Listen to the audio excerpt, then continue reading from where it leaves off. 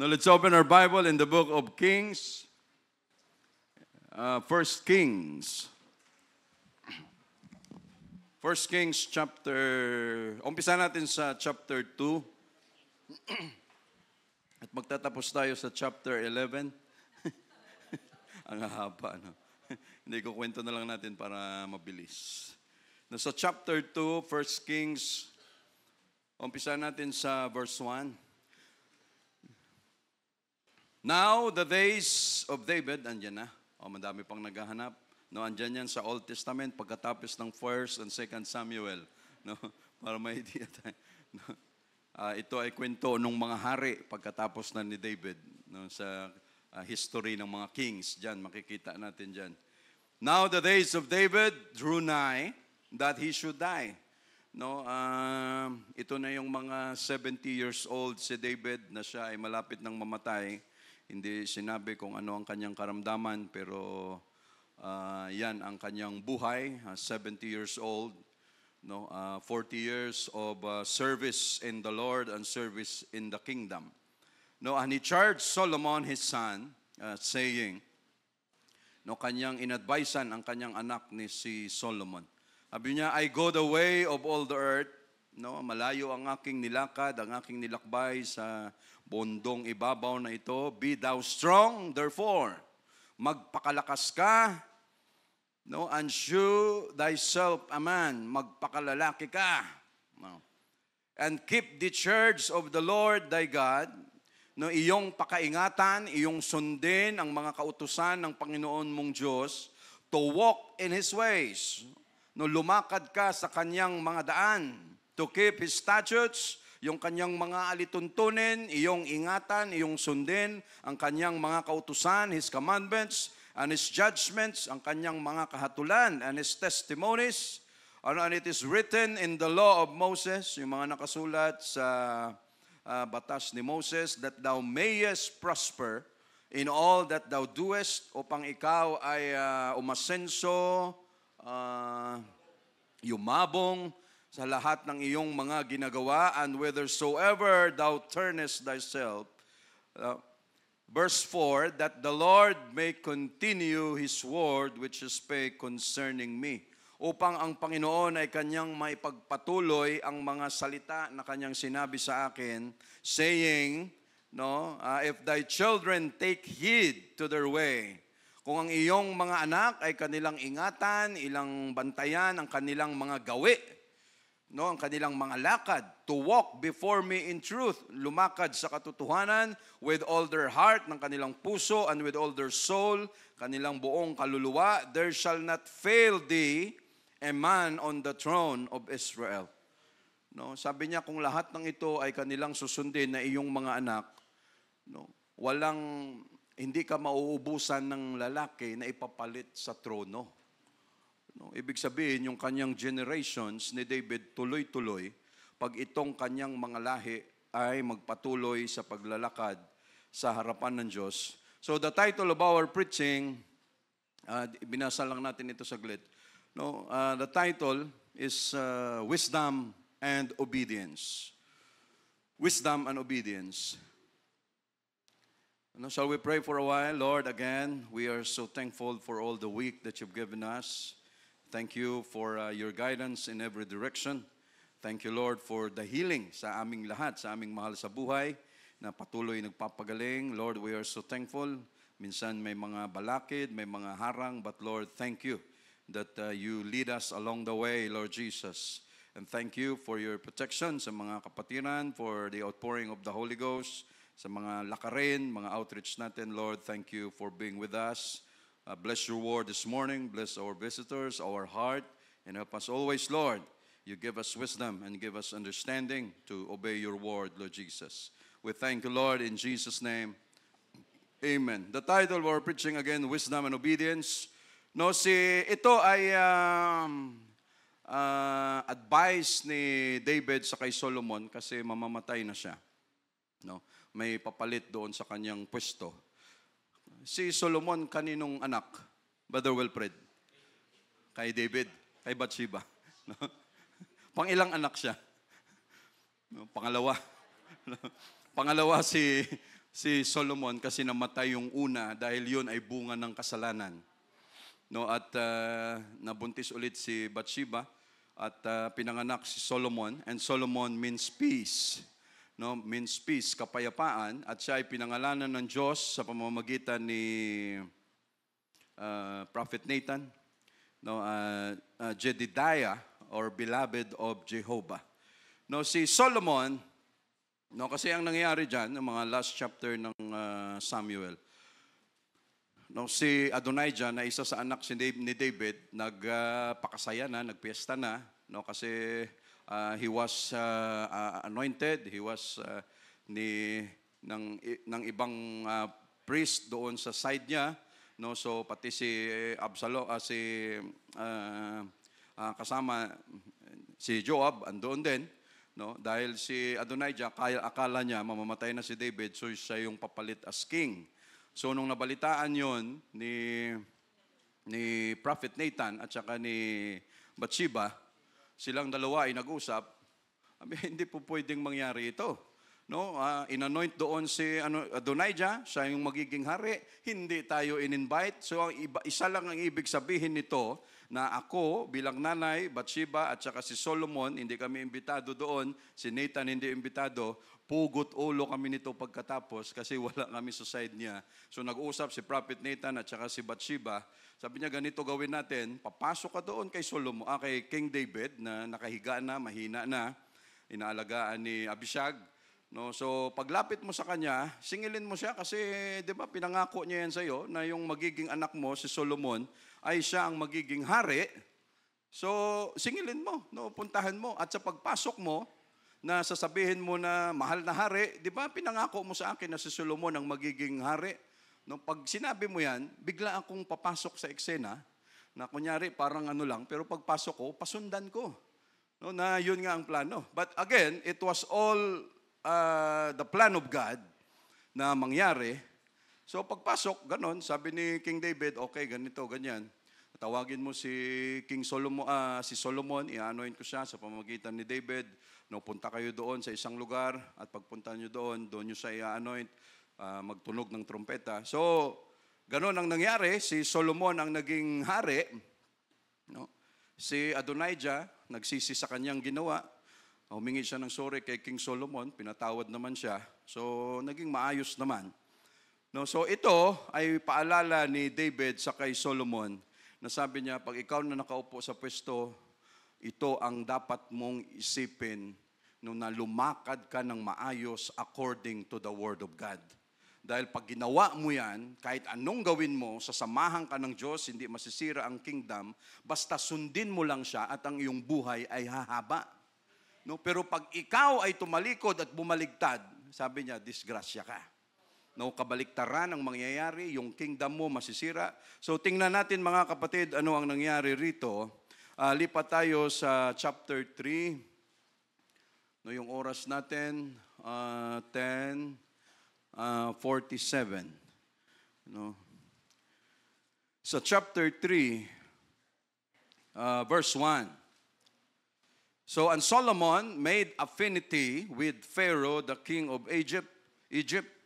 No, so nung siya nang hari, kamag-anak, no, gumawa siya ng affiliation, naging kamag-anak siya no ng Pharaoh sa pamamagitan ng pagpapakasal doon sa isang anak ng Pharaoh, and took Pharaoh's daughter and brought her into the city of David until he had made an end of building his own house and the house of the Lord and the wall of Jerusalem round about.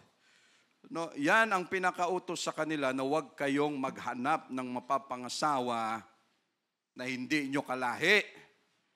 No. Pero dito, hindi pa siya kinrontra ng Diyos. No, inayaan lang muna siya rito, but it doesn't mean na tama ang kanyang ginawa. No, kumuha siya ng mapapangasawa from Egypt.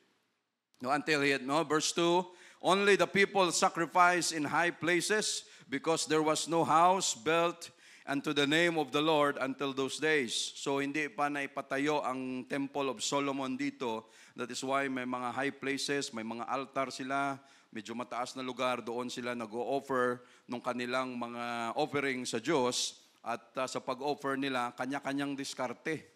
No, kasi ibig sabihin, divided palagi, no, walang kabuuan kasi wala pang templo na malaki na lahat doon dalhin.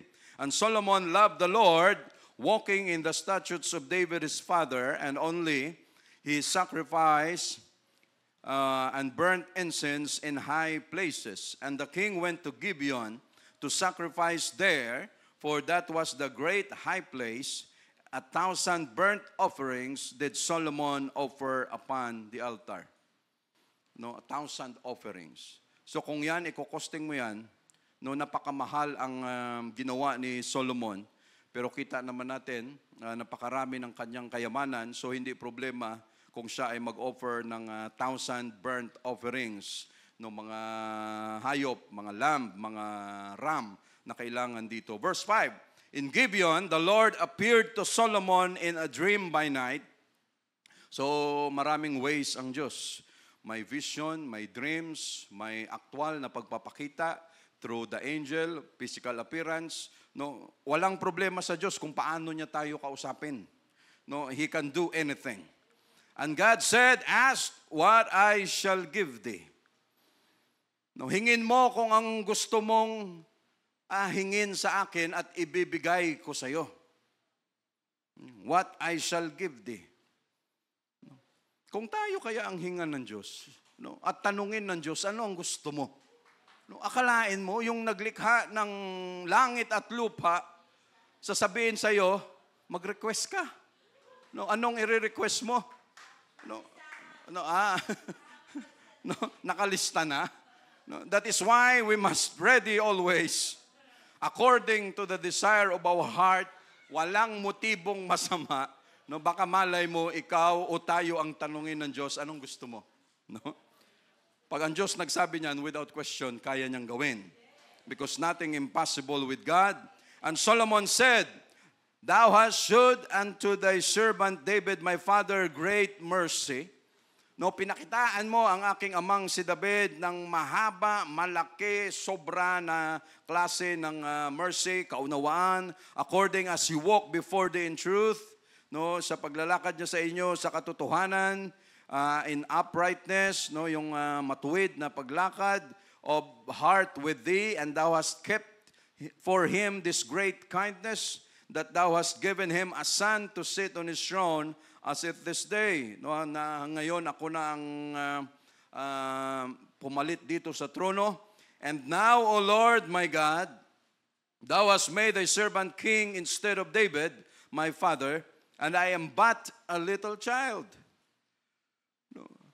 During this time, or Solomon was anointed at the age of 20 to 25, at siya ay namatay between 60 to 66 or 65.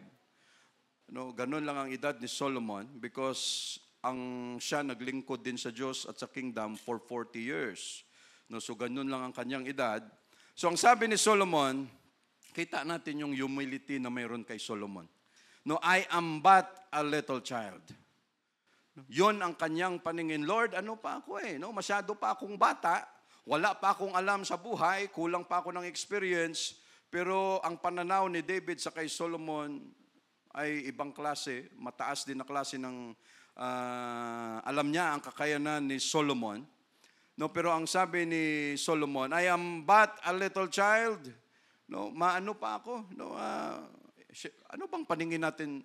Pag ang 80 years old, 70 years old, 60 years old, tumingin sa 20 years old. Pag tiningnan natin, kaya minsan sabi natin, tutoy. No? Inday, neneng. No? Kasi ang paningin natin, parang wala ka pang alam sa buhay. No? Kung nakatapos ka man ng pag-aaral, ang talino mo sa school pa lang. No? Wala pa tayong mapagmalakiway. Wala pang experience na pwedeng mailatag sa harapan ng ibang tao o sa sarili mo mismo. Wala pa talaga. So ang sabi ni Solomon, 20 pa lang ako, Panginoon. No, wala akong kamuang-muang. I know not how to go out or come in. No, hindi ko alam ang labas-pasok nitong kingdom. Ano ang gagawin ko? No, wala akong idea. Bata pa ako. No, give therefore thy servant an understanding heart. Sabi niya, bigyan mo, Panginoon, ang iyong lingkod ng matalinong puso, no, to judge thy people, no, para humatol ng tama sa iyong mga bayan, sa iyong tao, that I may discern between good and bad, upang aking makilala, aking makita kung ano ang mabuti at masama. No, for who is able to judge this so great a people? No, sabi niya, sapagkat sino ang makakapaghatol ng tama sa ganitong karaming tao? No? Bakit kaya ganito ang hiningi ni Solomon? No, sabi niya, Lord, bigyan mo ako ng puso na matalino sa paghusga sa mga tao, paghusga sa paghatol. No, iba pala yung, basta yung tamang hatol, tamang judgment, righteous judgment, no, tamang desisyon kung ano ang dapat gawin dahil no, sabi lahat sila nakasalalay sa aking kamay. No, ang main concern ko ay yung kaharian, kung paano mapanatili ng maayos ito. Bawat tao may kanya-kanyang problema. Pag nagkamali ako ng desisyon dito, patay ang tao na ito, hindi na muling marirevive pa. Sabi niya, Lord, anong gagawin ko? Sabi niya, bigyan mo lang ako ng puso na matalino. Alam mo naman ng tao, pag wicked ang takbo ng heart, wala siyang pagmamahal, walang pakialam sa kanyang kapwa, ay disgrasya ang lahat. Verse 10, and the speech pleased the Lord that Solomon had asked this thing. Nagustuhan ng Diyos ang hiningi ni Solomon ng mga bagay na ito. Grabe, ano? Bakit, mga kapatid? Pag tayo kaya ang tanungin, ano ang gusto nating hingin? Mag-request ka lang, anong gusto mo? Kaya kong ibigay sa'yo. Alam mo naman, may capacity ako. Sinong gustong tumaas ng kamay? Ano kaya ang pinakagusto natin? Kasi ang usapan na ito, hindi ka binigyan, Lord, can you give me 5 minutes? Lord, can you give me 1 hour? Or 1 day para pagbalik ko, mailatag ko na lahat sa iyo ang kailangan at kung ano talaga ang gusto ko. Lord, bigyan mo ako ng time. Pero itong tanong, isang sagot, diretso. Isa ang tanong, diretso ang sagot, wala ka ng time. Ibig sabihin, kung ano ang laman ng puso mo, yun. Kasi pag, Lord, just give me 1 day, babalikan kita. Pagbalik mo, sinabi mo na sa iyong mother-in-law, sa iyong father-in-law, sa iyong nanay, sa iyong tatay, sa iyong asawa. Pagbalik mo, ang desisyon mo hindi na sa iyo, galing na sa kanila lahat. Lahat ng influence, ando na. Pagdating mo sa Diyos, hindi mo hiningi ito, hingi nila ito eh. In-influensyahan ka eh. Ganon ang pwedeng mangyari. But this time, ang sagot ni Solomon, walang ibang, kaya nga sa dream, kaya nga sa vision, kasi walang ibang pwedeng makialam. Walang pwedeng dumikit doon at, hindi, ganito. Pwede kang ma-influensyahan. Hindi po pwede. So, ganon, nakiusap ang Diyos sa kanya, at si Solomon sumagot din kaagad. Ibig sabihin, matagal na itong gumugulong din sa isip ni Solomon. Sa edad kong ito, hindi ko kakayanin itong kingdom kung hindi ako sasamahan ng Diyos dito. Sa tindi ng sitwasyon na mayroon dito. Pero kung tayo, ano ang number 1 nating need? Pera, Lord, pera! Pagising mo sa umaga, wala kang pambili ng bigas, wala kang pambili ng needs, ang dami mong anak, ang dami mong bayaran, makakaisip ka pa ba ng iba na kailangan mo? Lord, just give me wisdom. Anong isipin mo? Lord, anuhin ko yung wisdom? Kailangan ko pera para mabuhay. Pag tayo, Lord, kailangan ko ng ganito. Very practical, sigurado ang sagot natin. Kung ano ang pinaka-need natin, yun ang ating sasabihin. Lord, kailangan ko ng magandang trabaho. Lord, yung negosyo ko, palaguin mo para umayos ang buhay namin. Di ba ganon? Pera pa rin. Pera o bayong? Pera pa rin. Pero si Solomon, tingnan natin ang kanyang background. Hindi niya kailangan ng pera. Nung pinanganak pa lang siya, born with a golden spoon, hindi silver spoon. He was born with a golden spoon. Pagising niya, yung kanyang mga utensils, mga kubyertas niya, lahat. lahat ng mga servants niya, andun na lahat. Siya namuhay, lumaki na andun na lahat ang kanyang pangangailangan. No, binigay sa kanya, siya ang pumalit as king doon sa kingdom. Lahat ng gold, silver, lahat ng needs niya, pati pagtayo ng temple, inipon ni David para pagpwesto niya, mayroon na siya. So pagdating sa kayamanan, hindi niya kailangan yon. No? Mayroon na ako lahat yan. No? The list of my priority. No?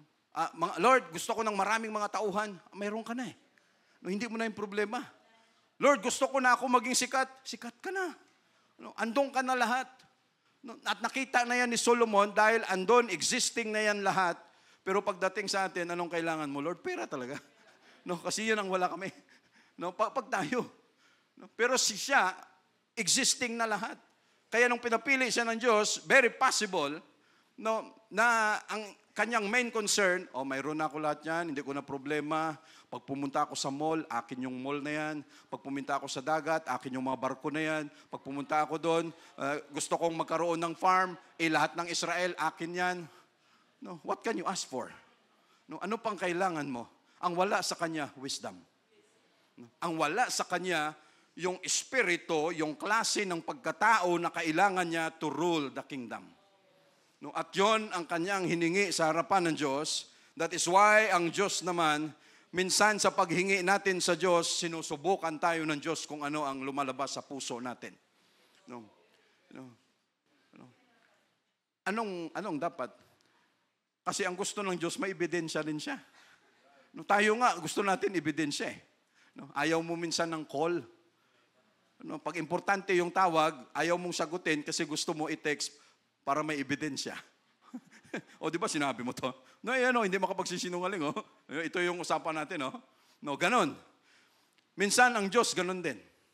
No, and most of the time, kailangan ng Diyos na manggaling mismo sa bibig natin kung ano ang laman ng puso natin at pag yun sinabi natin, sinabi mo sa akin, ganito usapan natin eh. No? So hiningi niya yan kay King Solomon. And God said unto him, because thou hast asked this thing, and hast not asked for thyself long life. No? Dahil ito ang mga bagay na hiningi mo at hindi ka humingi ng mahabang buhay. Neither hast asked riches for thyself. No, hindi ka na humingi ng mas marami pang kayamanan para sa iyong sarili. No, hindi ka makasarili. Nor hast asked the life of thine enemies. No, mabuti hindi mo rin hiningi na lahat ng nasa paligid mo na kaharian, Lord, send them fire, ubusin mo na sila para wala akong problema. No. Why? Ano ang sabi ng Diyos? You pray for your enemies. No, yan pa yung kanyang prayer. No, panalangin mo sila. Why? No. Ang gustong mangyari ng Diyos, lumalabas sa bibig natin, dahil gustong makita ng Diyos kung ano ang laman ng puso natin, ano ang laman ng ating pagkatao sa mga bagay, kung ano man ang i-request natin sa Diyos. No, lumalabas ang laman ng puso natin. Lord, ganun ba? Lord, ngayon kasi nanggigigil ako. No, so Lord, ilang request ang gusto mo? 1, 2, 3. Yung una, Lord, yung taong kinagigilan ko, bigyan mo siya ng sakit para mawala na siya bukas.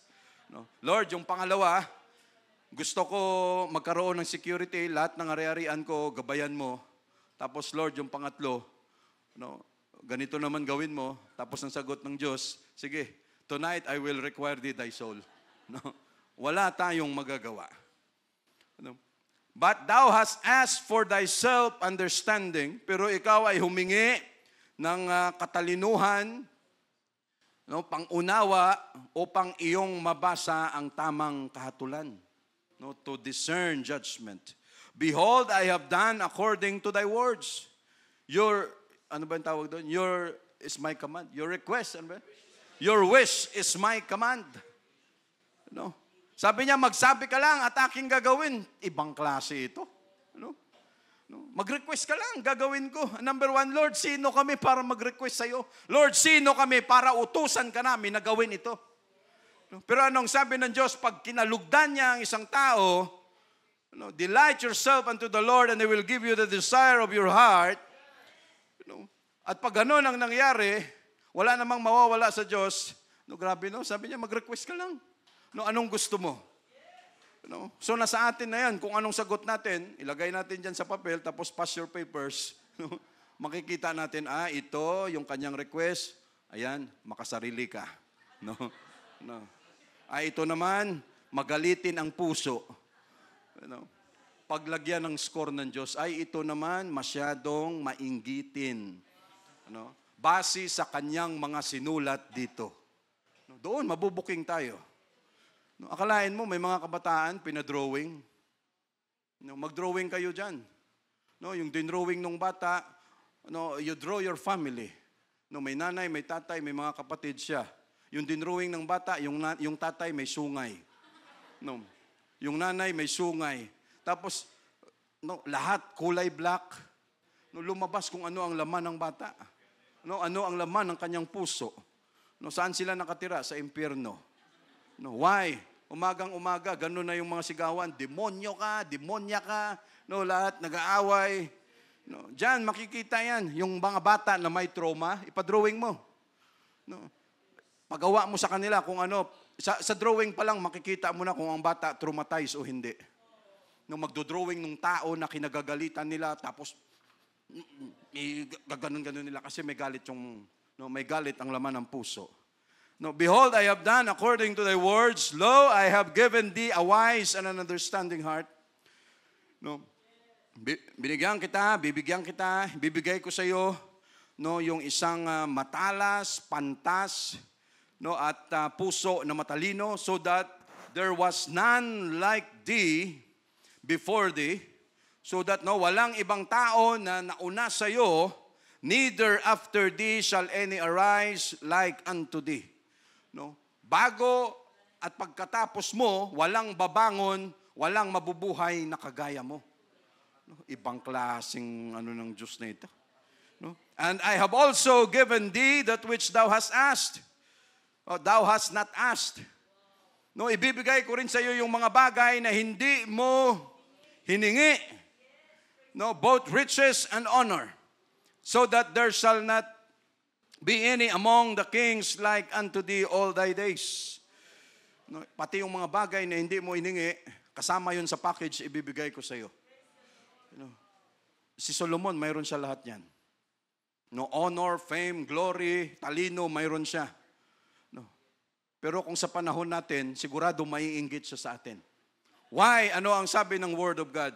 No, I have not seen, nor ear heard, nor enter into the heart of men the things that God hath prepared for them that love Him. Si Solomon, walang Holy Ghost, tayo mayroon. Sigurado, i-compare niya ang kanyang sarili, with all his wisdom, with all his talino, na mayroon siya.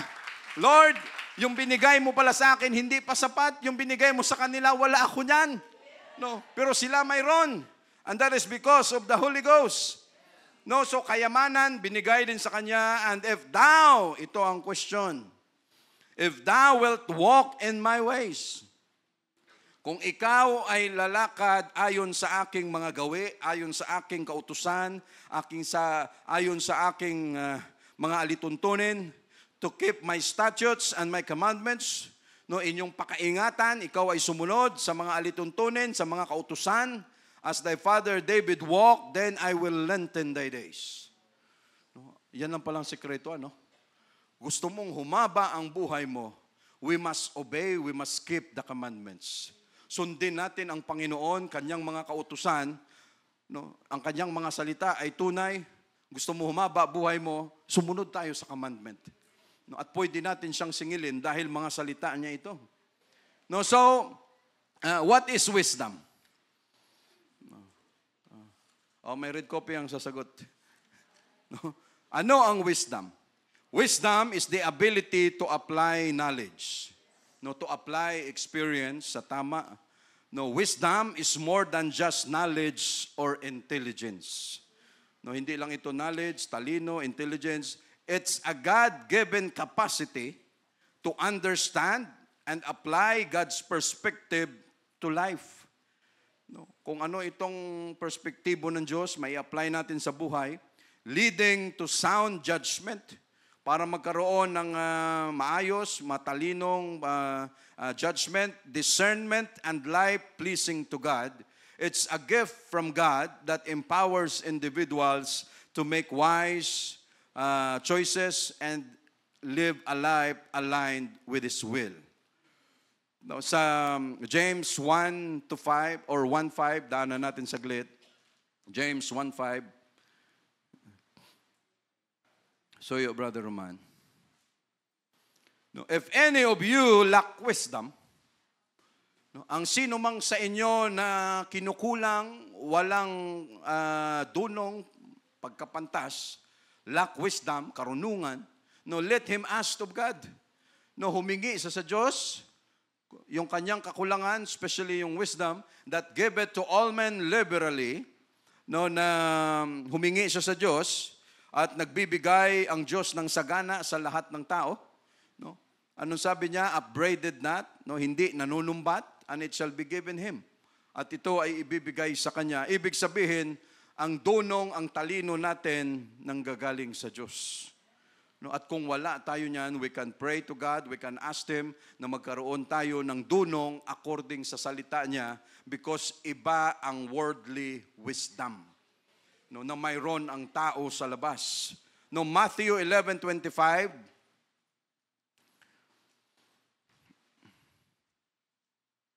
No, Matthew 11:25. No, at that time Jesus answered and said, I thank thee, O Father, Lord of heaven and earth, because thou hast hid these things from the wise and the prudent, and hast revealed them unto babes.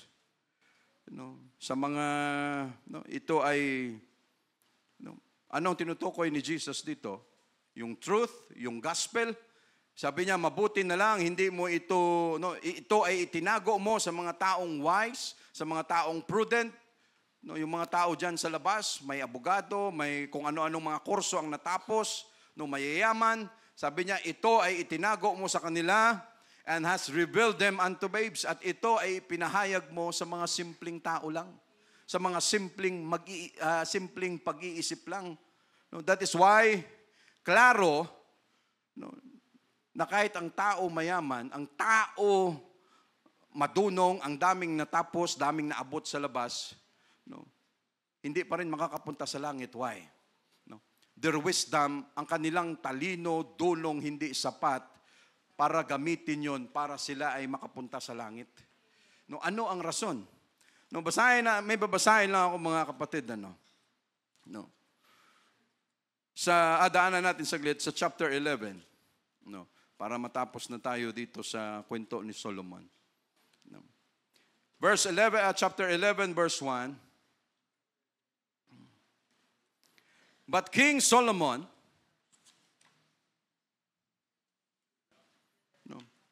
loved many strange women.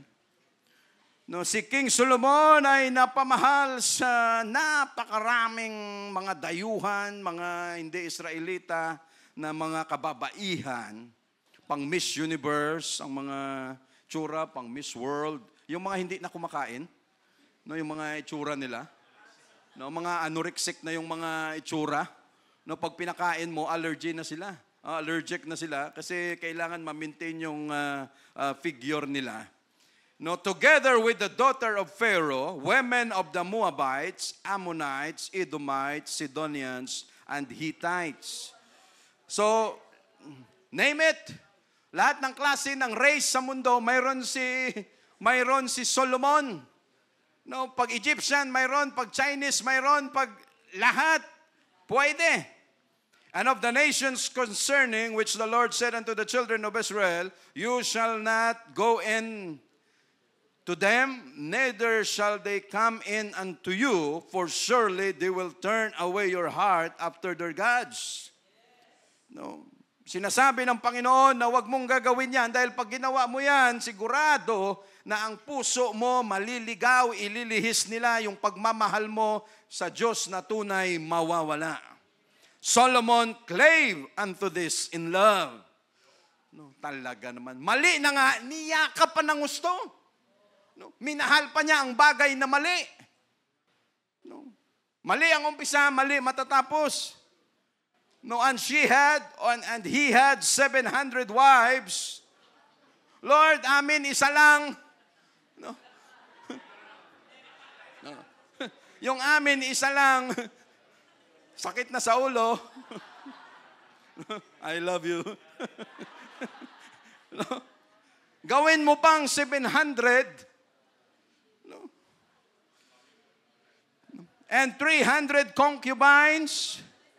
No, 300, 300 na kirida, and his wives turned away his heart.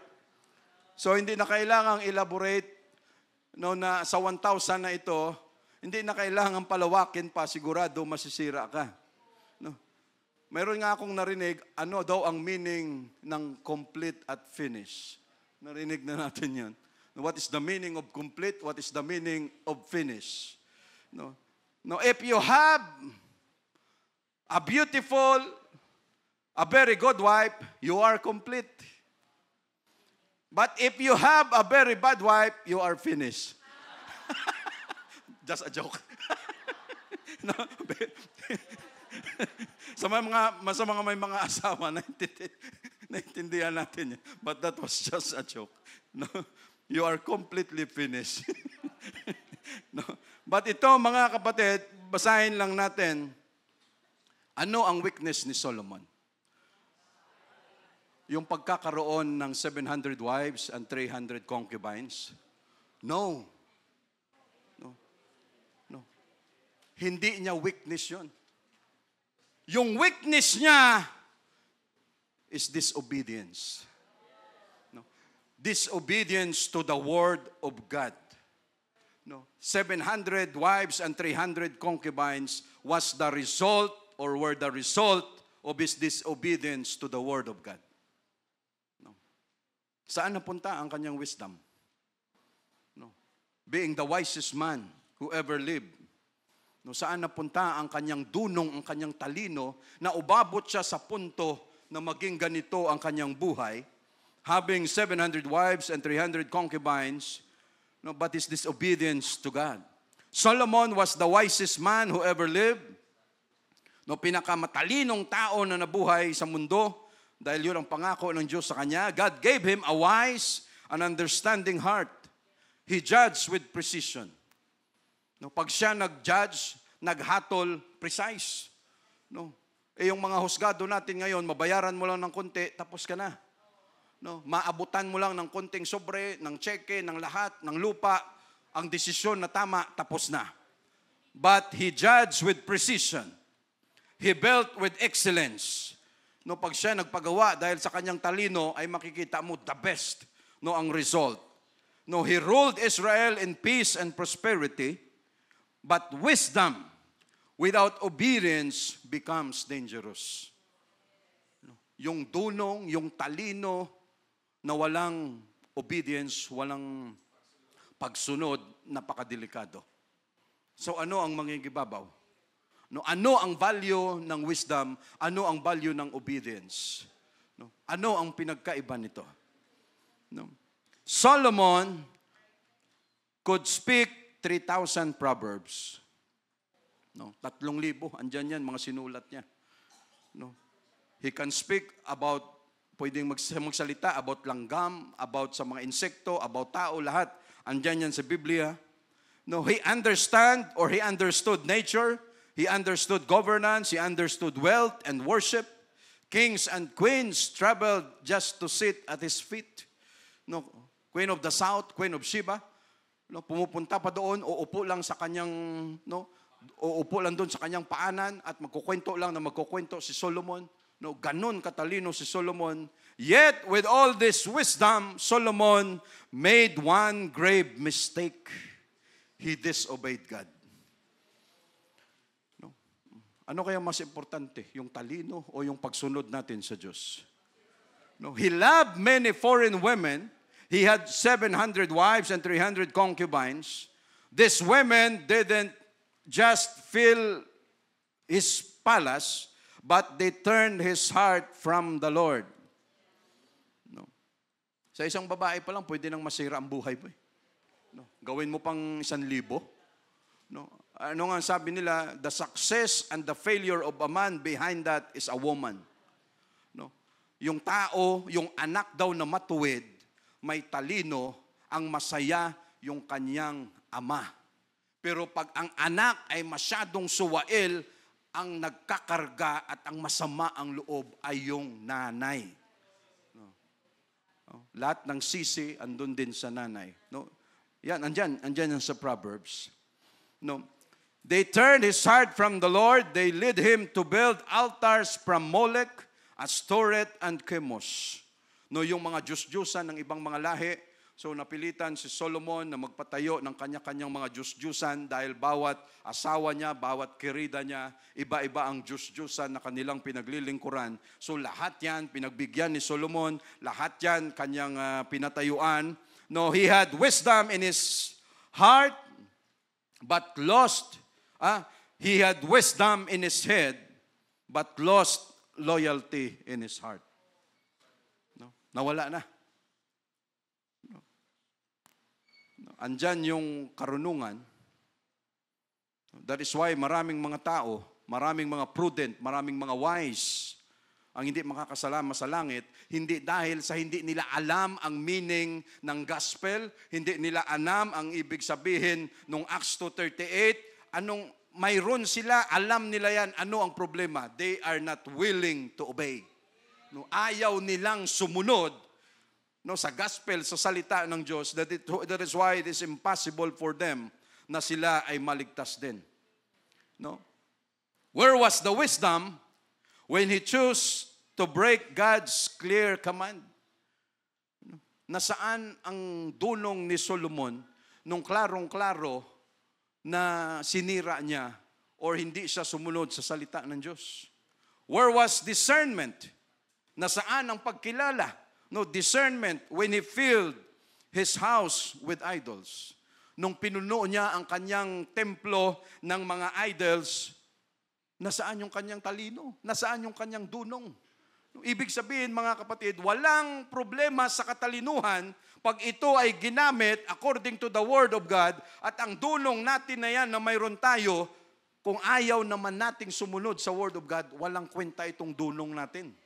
Yung talino na mayroon tayo, walang kwenta ito. No, Solomon had children, but we rarely, madalang, o halos hindi natin nakita dito, hear of them serving the God of their father. Sa talino ni Solomon, nakita ba natin na yung mga sumunod sa kanya, lalo na itong si Rehoboam, sa lahat ng kanyang talino, kilala niya ang Diyos, pero wala tayong nabasa dyan na isa sa, lalo na itong mga sumunod kaagad, na sumunod sa paglilingkod according sa kanilang lolo na si David. Wala. A wise man who ruled the kingdom but yet failed to rule his home. Grabe, sa loob ng pamamahay pa lang yan. What is the point? Anong punto? Wisdom is not enough. We need wisdom to obey God. Solomon started it well, but he ended in sorrow. His kingdom was divided after his death. Yung kanyang kingdom, na-divide, nahati talaga. That is why, Lord, give us wisdom, but also the strength, the courage to obey your word. Bigyan mo kami ng karunungan, pero kasama niyan, bigyan mo kami ng lakas, bigyan mo kami ng courage, ng talino, na sundin ang iyong mga salita. Keep my heart loyal to you, Panginoon. Wisdom must bow or must submit to obedience. Ang ating, bakit kaya galit na galit si Satanas sa atin? Bakit kaya siya galit na galit sa Diyos? Ano kaya sa palagay natin? Satan was once the worship leader in heaven. Ganon ang kanyang papel, napakaganda. Yung kanyang katawan, music na. Ibang klase, lahat na mayroon siya. But he disobeyed God. Nangarap siya na siya ay dapat ay Diyos din. Hindi pa siya kontento sa pwesto na binigay sa kanya ng Diyos. i-usurpa niya, hindi pa siya nagpa-submit, hindi pa siya nag-obey. So ano ang nangyari? No? Binagsak sa lupa, at pagbagsak niya sa lupa, anong ginawa ng Diyos? Tayo ang pinalit niya. No? Pag tayo may sisibakin sa company, Sister Ellen, no? Yan sila Sister Kate, may mga negosyo yan sila dati pa, mga bossing sa company. Pag tayo may sisibakin na empleyado, yung ating bang ipapalit na susunod doon sa sinibak, inferior o mas superior? No? Walang empleyado na mamimili na ang ipapalit niya na tao ay mas incapable, mas hindi magaling doon sa tinanggal niya. Walang gagawa na empleyado niyan. No, oy, sino yung mas yung dating certified accountant, ngayon yung gusto ko na lang, basta marunong magbilang, okay na sa akin yan. Yun yung papalit, walang gagawa niyan. That is why si Satanas galit na galit sa atin because we are created lower than the angels, pero tayo ang pinalit ng Diyos sa pwesto niya doon sa langit. No, that is why yung kanyang gigil, ibang klase. No? Saan ka nakakita? Pinamukha talaga sa kanya ng Diyos. No, dahil nag-disobey ka sa akin, no, hindi ka nakontento sa pwesto, sa posisyon na mayroon ka. Sige, ipapakita ko sa iyo at ikaw ay mas lalong magiging manggigigil dahil yung ipapalit ko sa iyo, yung tao na ito, yung mga tao na ito na magwo-worship sa akin, created lower than you. No, pero sila ang papalit sa pwesto mo, hindi ka ba manggigigil niyan? No? Na yung pinalit, Lord, mas superior ako dyan. Yes, mas superior ka dyan, pero willing to obey yan. No? Pumunta ka nga lang sa isang restaurant, gutom ka na. Pero paborito mo yung pagkain dyan, Sir, 25 minutes bago. Talaga naman, no? Gutom ka na, 25 minutes pa ibibigay. Sir, are you willing to wait? No? O sige na lang, kung hindi ko lang paborito yung pagkain nyo dyan, aalis na ako rito eh. No? Kaya willing ka. Ang Diyos maraming gustong gawin sa atin. Provided ang tanong, are you willing to wait? No? Kung gusto natin ng kagalingan, kung gusto natin ng blessing, kung gusto natin ng anointing, are you willing to wait? Are you willing to cooperate? No? Si Naaman, gusto niyang gumaling. Pero ayaw niyang mag-cooperate. No? Dahil Lord, entitled ako. No, ganito ako. No? Mangyayari lang yan kung ang tao may cooperation, kung ang tao may submission. You know? We say, praise the Lord. No, we cannot say to God, no, hindi natin ang Diyos natin eh. No, hindi natin siya no wise man. No. Bakit ang magulang natin paulit-ulit? Brother Emmanuel, bakit paulit-ulit yung mga magulang natin? Yung lola mo, bakit paulit-ulit? No? Paulit-ulit tayo dahil lagi tayong nagdi-disobey. No, just like the Word of God. Kaya wag nating sabihin na, Lord, paulit-ulit ka na lang kasi paulit-ulit din tayo na nagdi-disobey. No, hindi tayo sumusunod sa Kanya. Kaya paulit-ulit din ang nangyari. No, ganun lang ang Diyos. No, hanggat hindi tayo sumusunod, no, just imagine mga kapatid, a simple disobedience can cause the whole kingdom to be divided. Can cause the whole kingdom to suffer. No, ang simpleng pagpapalda natin, ang simpleng buhok natin, ang simpleng pagbibigay natin ng tithes, ng offering, ang simpleng pagtigil natin sa mga bisyo natin, no, hindi natin alam kung ang effect niyan gaano kalaki sa ating pamilya, sa ating sarili, sa susunod nating mga henerasyon, yung pagsunod natin sa Diyos, hindi natin alam kung ano ang extent ng blessing niyan. No, sa simpleng pagsunod. Alam ko na yan, brother. No, yung pagpapalda na sakto. No, matagal ko nang alam, kaya nga nag-graduate na ako sa New Converts class, 'di ba? Teacher Virgie, may diploma pa nga ako. No, kaya 'di ba nag-graduate na ako diyan? Yes. You know what is right. You know the wisdom behind it.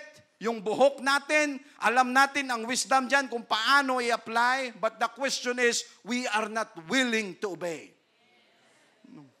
We know what is right. Alam natin ang tama, ang problema, hindi naman tayo willing sumunod. No, at hindi natin alam na yung hindi natin pagsunod na yan, yung extent, yung gravity, No, ang resulta niyan, hindi natin alam na hindi lang para sa sarili mo. It will affect kung may apo ka, kung may anak ka, it will affect up to ilang generations, up to the 4th generation. It will affect that decision. But if we obey the Word of God, ang effect nito, hindi rin natin alam kung ano ang dala. Patay na tayo, pero yung blessing na dala-dala ng mga sa kaapuhan natin, mga generations natin, hindi natin alam kung ano rin ang, mga kapatid, yung extent, yung dami, yung, dahil sa pag-obey natin sa Word of God. Kung si Solomon nga, sa kanyang, with all his wisdom, being the wisest man who ever lived on this world, nagkamali tayo pa kaya? Andun na lahat ng wisdom sa kanya. So paano tayo manigurado? Yes, Lord, give us wisdom. But again, must save tayo if we are willing to obey the Word of God. Lord, kasi ganito just obey. Lord, kasi ganito, just obey. Lord, sobra na, just obey. Sa military nga, kahit maling-mali na obey first before you complain. Tapos kung may reklamo ka, again, just go back to the rule number 1. Just obey and the officer is always right. So paano ka makareklamo ngayon? Hindi tayo we must submit ourselves always in the Word of God. We cannot say to God, hindi natin pwedeng sabihin sa Diyos natin, Lord, faithful naman ako sa lahat. Faithful ako sa outreach. Faithful ako sa prayer meeting. Faithful ako sa Sunday service, sa tithe, sa offering. But if we disobey the Word of God or other thing, hindi natin maiisahan ang Diyos. Hindi natin siya masusuhulan. We must be faithful and obedient in every way. We must be faithful every day before God. Sa pagpili palagi, what is holy, what is not unholy, sa paglilingkod natin sa Diyos, namimili tayo because it is more important to obey. To obey is better than sacrifice. Why? Hindi pwedeng maipagmalaki ni Solomon na mayroon siyang talino, hindi natin pwedeng maipagmalaki na mayroon tayong talino na wala sa iba, kasi madali lang magsabi ang Diyos, ako nagbigay niyan. Binigay ko lang sa iyo yan. Kaya ka umasenso sa buhay dahil sa talino, dunong na binigay ko sa iyo, pero ang akin ay ganito, you must obey. Kailangang sumunod. Wala sa Diyos kung may edad ka, bata ka, o ano ang iyong naabot sa buhay, basta sa Diyos, pag hindi ka nag-obey, talagang hindi ka nag-obey. We cannot bribe Him. Hindi natin siya pwedeng suhulan. Ang pagsunod natin sa Word of God, hindi ito selective. Na namimili lang tayo, ito pwede kong i-apply. Dahil ang nagsabi nito, si Brother Sam, si Sister Kate, Sister Ellen, I will follow them. Pero pag kapwa ko lang, brethren, na halos kapantay ko lang siya sa church, bakit kita susundin? Mas may naabot ako sa iyo kaysa sa kanila. Pag ganun ang takbo ng kaisipan natin, disgrasya tayo. And we obey the Word of God, not just according to our convenience. In obedience, there is pain. Sa pagsunod natin, mayroong sakripisyo, mayroong sakit tayong nararamdaman, but it is worth the pain kung makakasama naman tayo sa langit. Kung makakasama naman tayo sa rapture. Pero pangako ng Diyos yan Yung tao na nag-o-obey sa Kanya, dito pa lamang sa lupa, 100-fold na kung ano man yung mga pinagpalit natin, sakripisyo, dahil pinili natin siya, naglingkod natin sa Kanya, ano ang sabi niya? 100-fold kaya kong ibigayan. Kaya niyang ibalik yan. Kung hindi man tayo yumaman dito sa lupa, pagdating naman sa langit, yung gold na ninanakaw ng tao dito sa lupa, pinag-aagawan, pinagpapatayan, pagdating sa langit, yung bagay na pinaka-importante dito, pinakawalang kwenta doon sa langit. Bakit walang kwenta? Inaapakan mo lang Yung gold na pinag-aagawan natin dito, pagdating sa langit, anong sabi niya? We will be walking in the streets of gold. At sa pag-aapak mo na yan, thank you Jesus. Why? And heaven is prepared by God for those people who are obedient. No, sa mga taong nag-o-obey sa Kanya. Imaginein mo yon, Lord, sige na lang.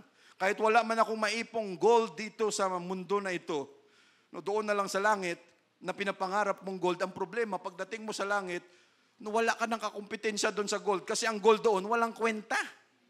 No? Akalain mo, inapakan mo lang yung gold doon. No? Samantalang dito, lahat, no, may mga gold reserve, lahat na lang ng protection, may mga anti-seismic pa na tinatawag ba yan, na konting movement lang, madidetect ka agad kung may tao na pumapasok sa compound na yan, just to protect yung mga gold bars, lahat ng mayroon dyan. Tapos magugulat ka pagdating sa langit, kahit anong kalkal mo doon. No, sino na yung nakaranas umaakyat ng jeep? Pagsakay sa jeep, no, kinakalkal yung piso doon sa pag-akyat kasi may piso doon sa flooring ng jeep. No, yung pala nakadikit yung kahit anong gawin. No, kinakalkal. No, pampaswerte. No. But again, no, we obey God because we have a future ahead of us. Bakit tayo nahihirapan sa pagsunod sa salita ng Diyos? Lahat ba tayo nahihirapan? O yung 40 years na rito, 35 years na rito, 20 years, 30 years na rito, mahirap bang pagsunod sa Word of God? No, hindi naman. No, because you are willing to obey. No, mayroon bang 25 years na rito pero hindi nag-i-enjoy sa church? No. Pag 25 years ka na rito at hindi ka nag-i-enjoy, ibig sabihin reklamador ka. No, why? Lahat nag-i-enjoy, lahat ready for the rapture. Every time we come into this church, we worship Him, we can feel His presence, may thanksgiving tayo, may praising tayo. It is impossible na pagdating mo rito, hindi mo ma-appreciate yan. Ang hindi lang maka-appreciate ng kabutihan ng Diyos yung taong reklamador. No, dahil yung taong reklamador, hindi yan makakakita ng mabuti. No, sa kanyang kapwa, sa harapan ng Diyos, hindi niya yan makikita dahil laging reklamo. Bakit siya laging reklamo? Dahil kino-compare niya yung sarili niya na mas magaling siya kaysa sa iba. No. Kaya sa reklamo ng reklamo. Yung mga outreaches natin dyan, yes, we know. Lahat tayo nakaranas dyan, mahirap sumama sa outreach. No. Kaya nga hindi na natin, alam nga naman yung mga senior citizens natin, obligahin natin. Sister Kate, sa next Sunday, sama po kayo sa Bilibid, pasok tayo. Pag nagtakbuhan doon, saglit lang brother, saglit lang. No. Hindi na natin magawa yan. No. Kaya madalas yung mga, the glory of the young men is in their strength, the glory of the old men is in their gray hair. So andyan sila to guide us, andyan sila to advise us, andyan sila to pray for us, pero tayo na may lakas, tayo yung pumupunta sa lugar na yan, na may lakas pa, andyan pagdating doon, God will show us, ipapakita sa atin ng Diyos ang bagay na hindi natin magugustuhan. No. It's not according to our expectation.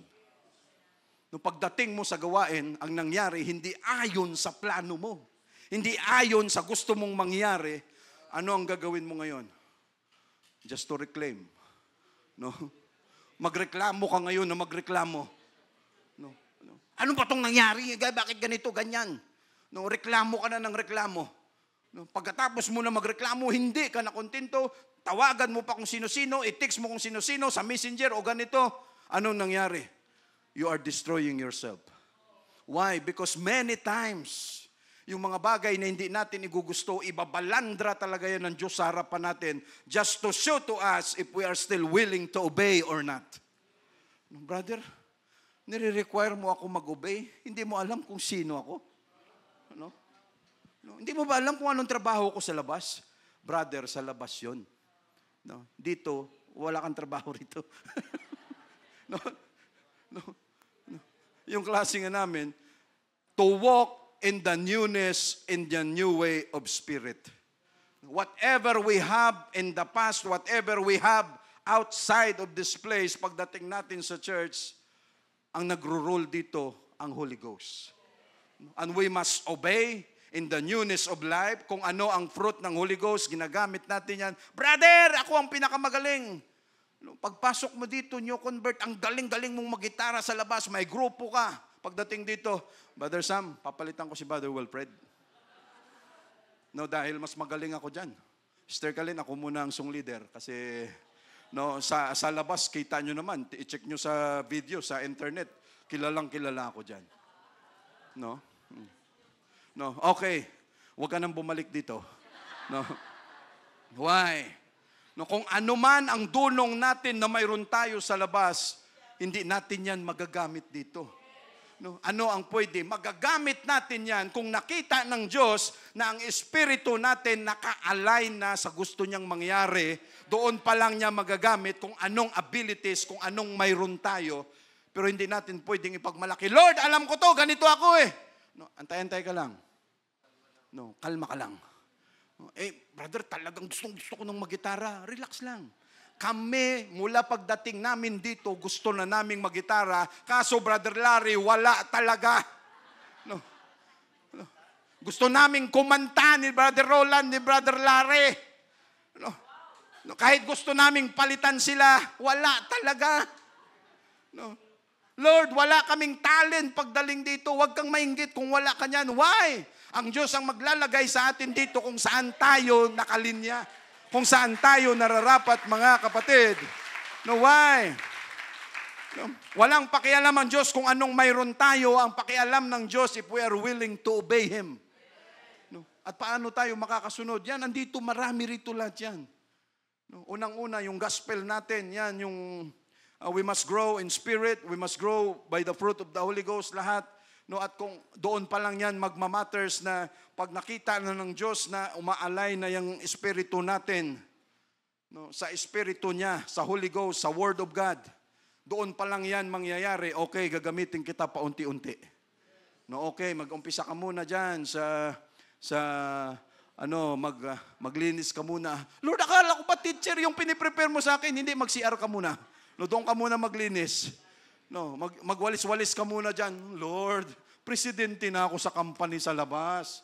Bakit pa ako nilista ni sister dito para maglinis ng CR? Lord, iba ako eh. O, iba ka nga. Iba ka nga talaga. No? No, hindi pwede. Why? Wala tayong may pagmalaki sa Diyos. No, anytime, He can change us. Anytime, pwede na tayong palitan. No, wala tayong may pagmalaki sa Kanya. No, kaya nga kahit sa mga pinag-uusapan namin, mga preachers, mga ministers, no, we must continue to obey God. We must continue maintain the holiness according to the scriptures. No, pinag-uusapan namin yan. Lahat ng ginagamit dito sa pulpit, ginagamit dito sa church, we must maintain that righteousness and holiness. No? Ay, brother, no, 2 weeks before, ako na yung magpipreach. Kaya kailangan holy ako. You know, 2 weeks before, 1 week before, kailangan i-maintain ko yung holiness na ito.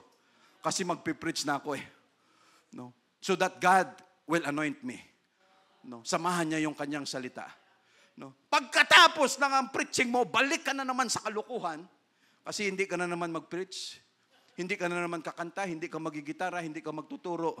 Anong tingin natin sa Diyos natin? No? Niluluko lang natin yung sarili natin. Why?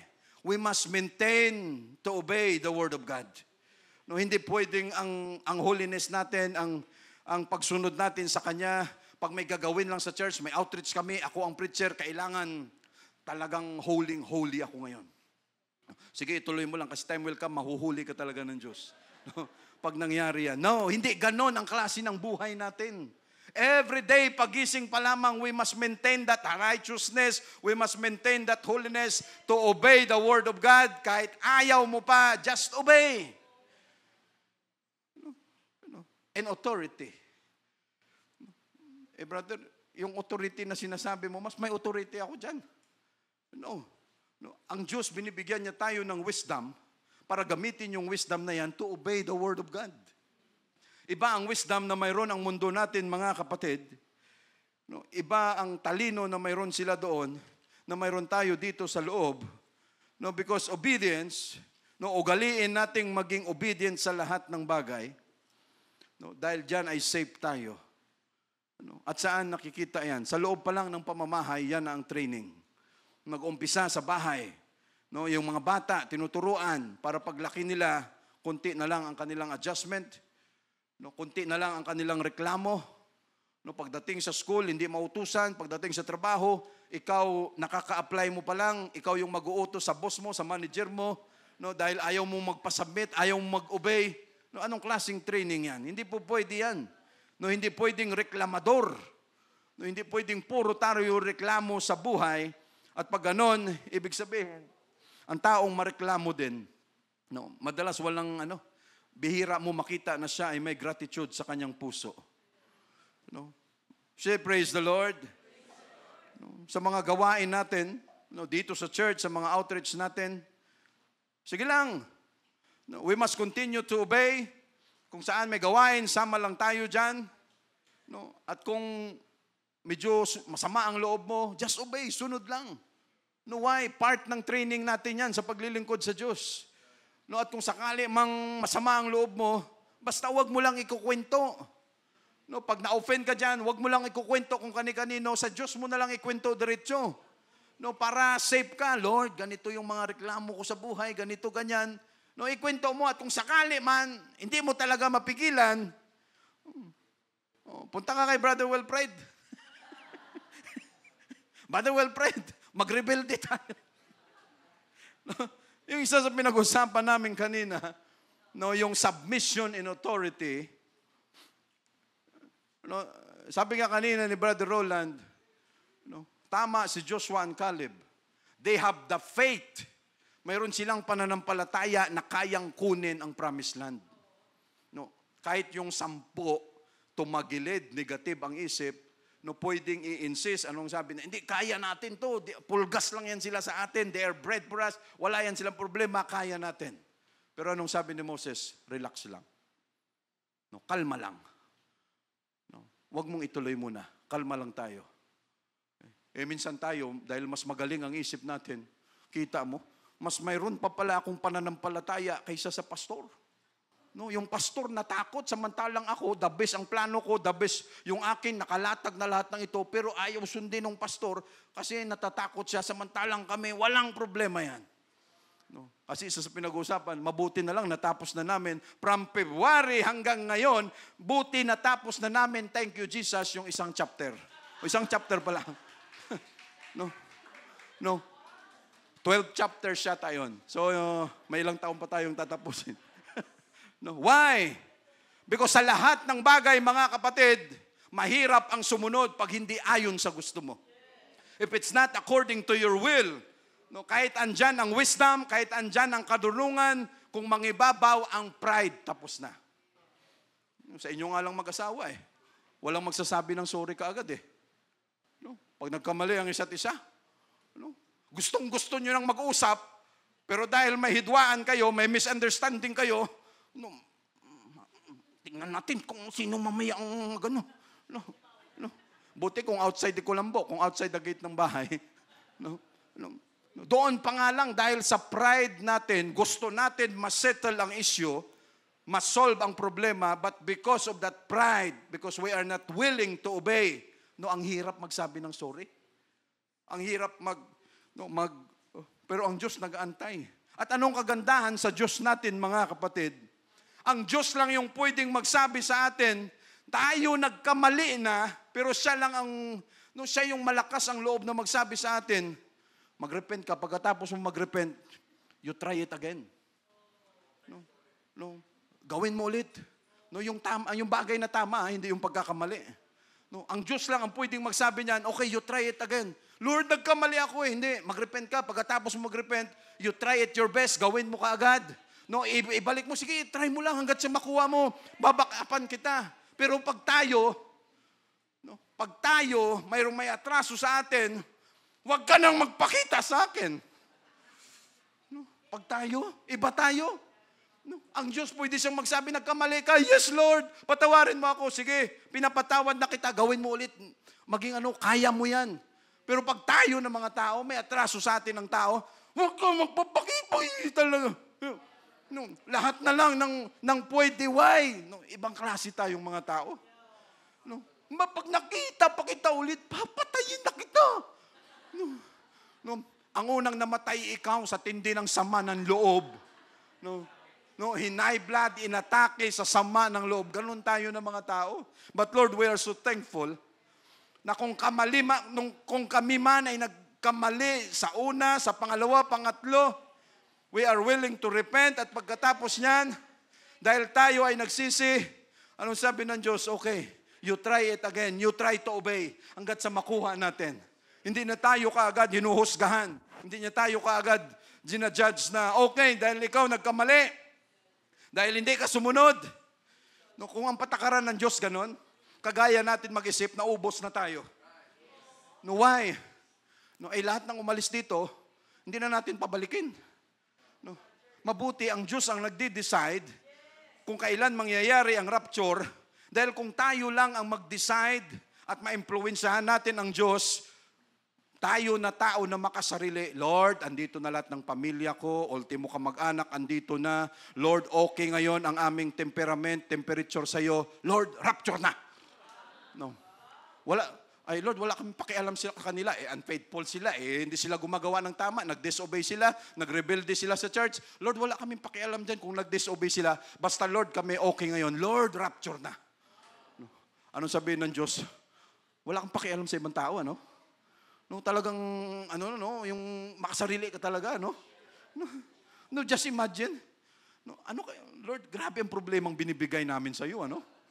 No, but again, God is so understanding. We say, praise the Lord. No, again, we must have wisdom. No, and if any man, sa Daniel, daanan lang natin ito saglit, dito tayo magtatapos. Daniel 2:21, isa yun sa pinag-aaralan namin kanina. Yan, thank you, Brother Roman. You know, and He changeth the times and the seasons. No, ang Diyos ang nagpapalit ng oras, ng panahon. He removeth kings and setteth up kings. He giveth wisdom unto the wise and knowledge to them that know understanding. No, so Diyos ang lahat ang may gawa nito. Siya ang naglalagay ng hari, siya ang nagpapalit ng hari, siya ang nagbibigay ng dunong, siya ang nagtatanggal ng dunong, siya ang nagbibigay ng karunungan. Lahat ang Diyos ang may gawa nito, mga kapatid. So again, no, what is more important? No, and what is wisdom and what is obedience? No, mas safe tayo kung mayroon na tayong wisdom and then we must obey the word of God. No, it is very dangerous to have wisdom and then disobey the word of God. Thank you, Jesus.